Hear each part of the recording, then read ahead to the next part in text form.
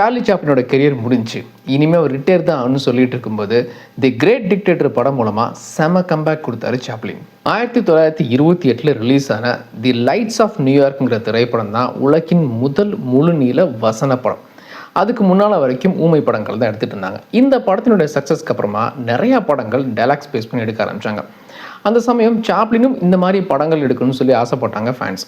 ஆனால் சாப்ளின் என்ன சொன்னார்னா, நான் நடிக்கிறது ட்ராம்ப் மாதிரியான கதாபாத்திரங்கள், அதாவது வீடு பணம் இல்லாமல் ஆனால் நல்ல மனம் கொண்ட ஒரு கதாநாயகன், ஒரு அப்பாவி கேரக்டர்.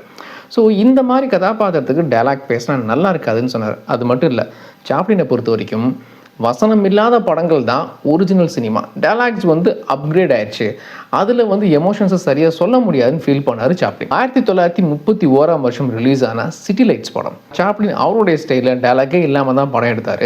டைலாக்ஸ் இல்லாத படங்கள் ஜெயிக்குமா அப்படின்னு சொல்லி பேசிகிட்டு இருந்த காலகட்டத்தில் சிட்டி லைட்ஸ் திரைப்படம் பெரிய ஹிட் ஆச்சு.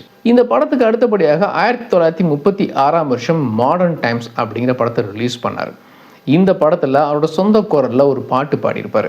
ஆனால் இந்த திரைப்படம் அவருடைய மற்ற படங்கள் மாதிரி பெரிய லெவலில் சக்ஸஸ்ன்னு சொல்ல முடியாது. அப்போ சாப்ளினை பற்றின விமர்சனம் வந்துச்சு. இனிமேல் சாப்ளின் டைலாக் ஓரியன்ட் படங்கள் தான் எடுக்கணும். ஒன்று அவருக்கு அந்த மாதிரி படங்கள் எடுக்க தெரியல, இல்லை அவர் நடித்தாலும் அந்த மாதிரி படங்கள் ஓடாது அப்படின்னு விமர்சனம் பண்ணாங்க. கிட்டத்தட்ட 4 வருஷத்துக்கு அப்புறமாக சாப்ளின் தி கிரேட் டிக்டேட்டர் அப்படிங்கிற படம் எடுத்தார். இந்த படம் ஒரு பொலிட்டிக்கல் சட்டையர் காமெடி படம் அப்படின்னு சொல்லலாம்.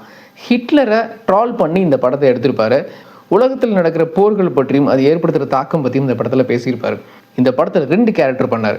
ஒன்று அப்பாவி ஒரு சோல்ஜர் கேரக்டர், இன்னொன்று தி டிக்டேட்டர் கேரக்டர்.